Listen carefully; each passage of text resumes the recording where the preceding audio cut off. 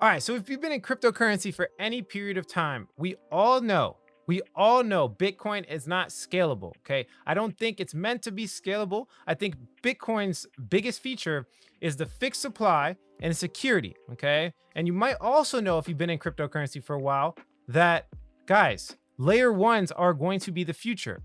Now, it's a question of which layer one it's going to be, right? We have Ethereum, we have Cardano, we have all these layer ones that are supposed to quote unquote take over the internet with Web3 and have applications on the blockchain, but scalability is a massive issue. Either most of these projects don't have a product, no product at all, and they have a lot of claims, or their actual product, is not scalable. So this project here claims to have a little bit of everything. Okay, they claim to have a superior scalability feature. So we're going to be talking about Mina protocol, all the various features. I'm going to give you guys an explanation of everything, including price analysis. Keep watching.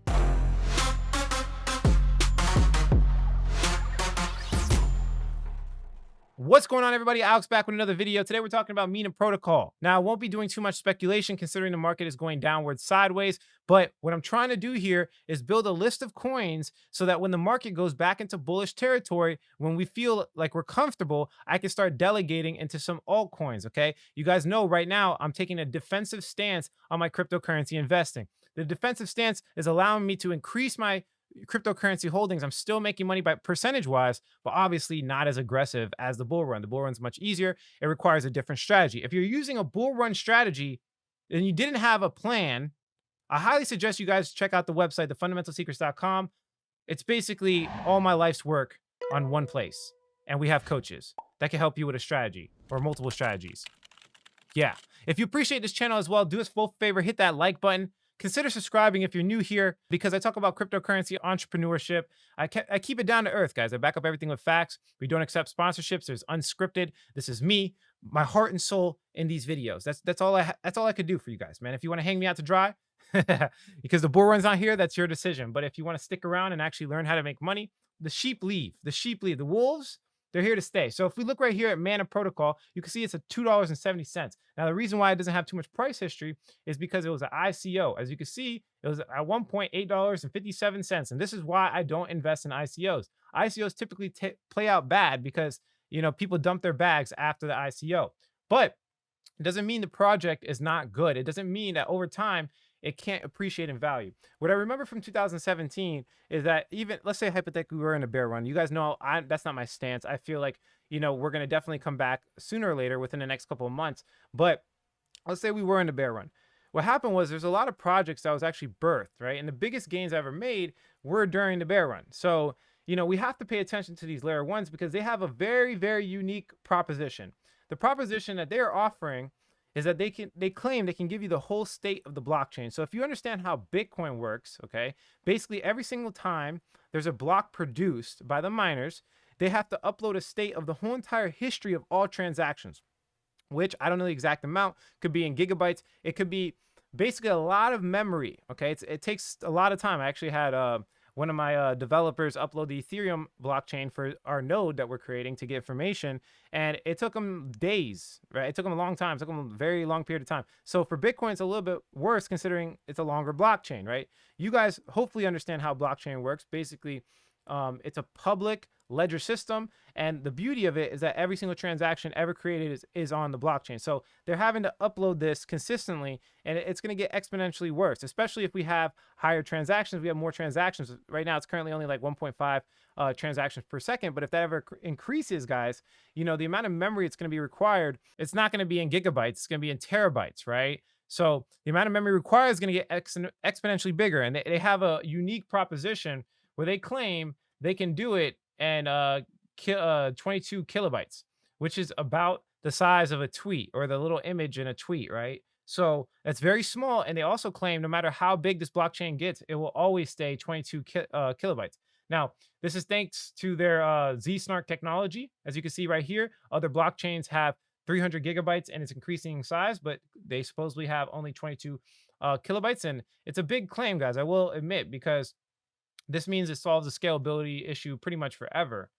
So again, we're going to go over how they do it. We're going to go over the technology and what I see. Also, some of the team as well, and it'll be really, really cool. So it's easily accessible. This is one of the features. It's really interesting because it's so light that anyone can connect peer to peer and quickly sync and verify the blockchain, meaning everyone can mine, right? Everyone could be a proof of stake or a validator, or they have actually snark validators. You can basically contribute to the blockchain and make money from your phone, and pretty much anyone can do it, considering how small the size is. Truly decentralized, with every user acting as a full node.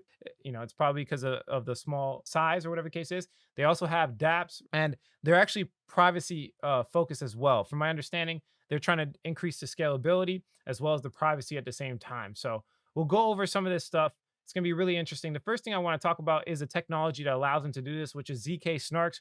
We've had Vitalik Buterin talk about it. We've had Charles Hoskinson talk about it. They say that it's basically a technology or a science that's just theory, but I mean, they're dropping and going public for a reason. So they probably figure something out. Let's just watch this together.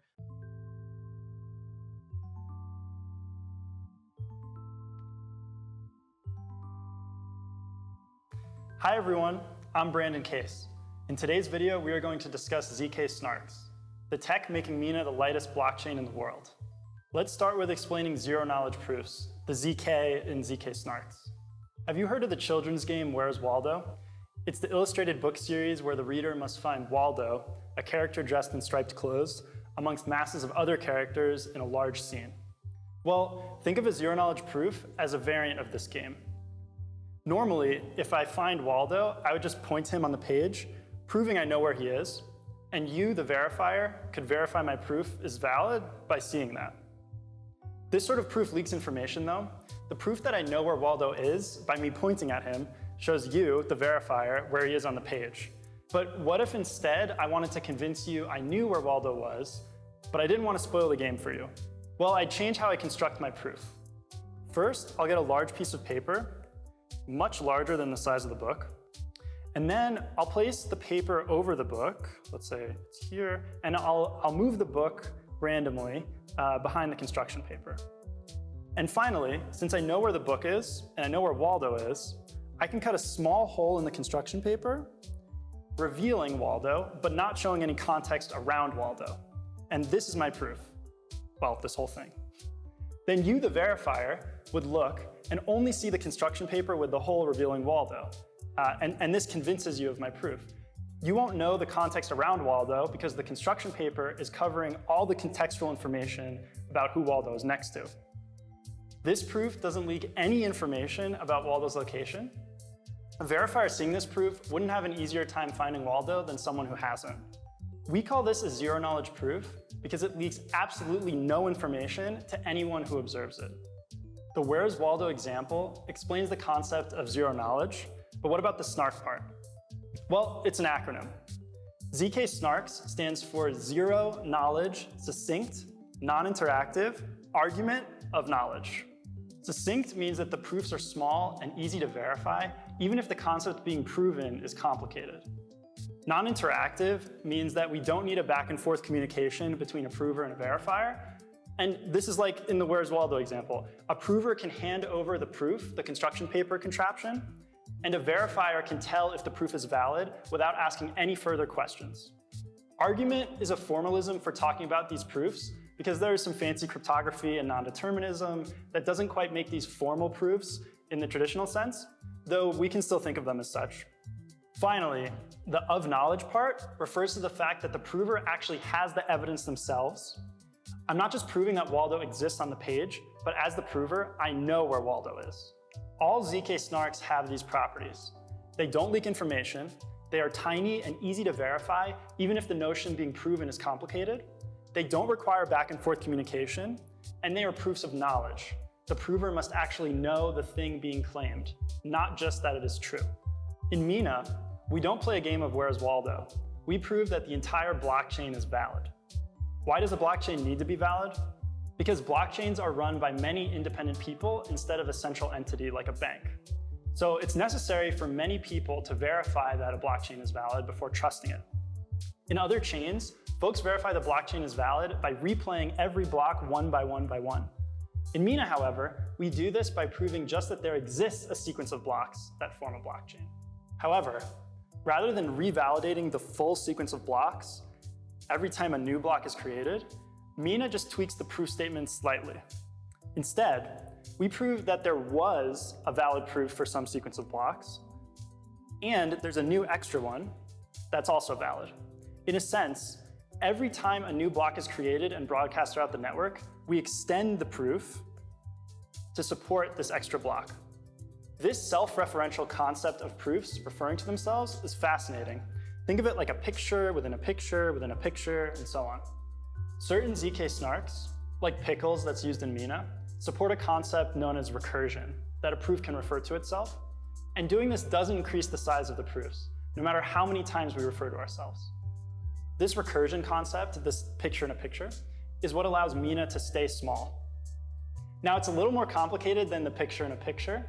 The math behind ZK snarks is quite complex, so we won't go over it in this video, but rest assured, this is the sort of thing that snarks can do too. In Mina, we hide the complex details of snarks behind a nice programming language called Snarky, and you can find more about that in the description below.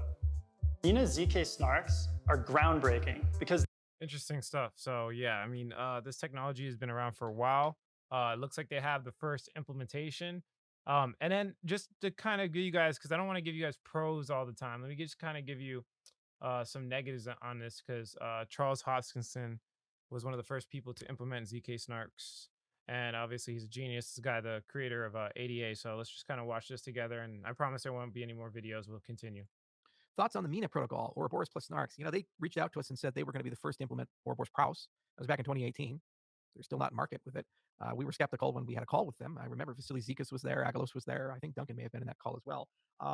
Everything that they've written is reasonable, although recursive snarks are still a deeply theoretical artifact. And there are great papers like Halo Infinite and others, but they also tell you very clearly that there's still a lot of unsettled theory in unsettled application. So I always get skeptical when the science is not completely settled about people who proclaim that they can create the ultimate blockchain for it. That said, they're doing the standard Silicon Valley thing. They've raised a lot of money. Naval Ravikant, I think, is one of their investors, and they've gotten a lot of buzz. And yeah, we can't argue with the value proposition. They're basically saying you can have full node security for 22 kilobytes forever, no matter how big the chain gets, how many transactions occur in the chain. That's a pretty remarkable value proposition. So we think a lot about this topic, and we're setting up a Snark lab at University of Edinburgh. And this is going to be one of the line items in that $15 to $30 million research agenda, probably in the $1 to $3 million, depending upon the graduate students, postdocs, and professors associated with it, and also the engineering side that's associated with it. And recursive snarks is one of the things that's in the research agenda. And given that Stanford is now writing about it, we're right at the right time. Dan Boneh kind of stands out and just waits a little bit. It comes in like a ninja, and right when it's getting good. You saw that with homomorphic encryption and a lot of other things. And so the fact that he's entered the space tells you that the next 24 months to 36 months, we're going to see a systematic series of breakthroughs on both engineering and also on theory. So I don't think anything they're doing is unreasonable. And I understand the team is doing a borrow instead of build strategy, which is why they like Ouroboros, the same for Polkadot. And there's nothing wrong with that. But having dealt with this technology ourselves, I will give a little bit of caution that be careful with timelines and proclamations. We're one of the few companies in the world that actually has implemented a snark. We created something called Sonics, and we implemented it in Rust. That exercise took us 18 months with a team of Rust engineers who were very good, doing nothing but that. So it was really hard to do this code well and implement it at a standard where it actually works. So yeah, we're just gonna give you both sides of the picture. It is a massive proposition. If they can pull it off, it would be great.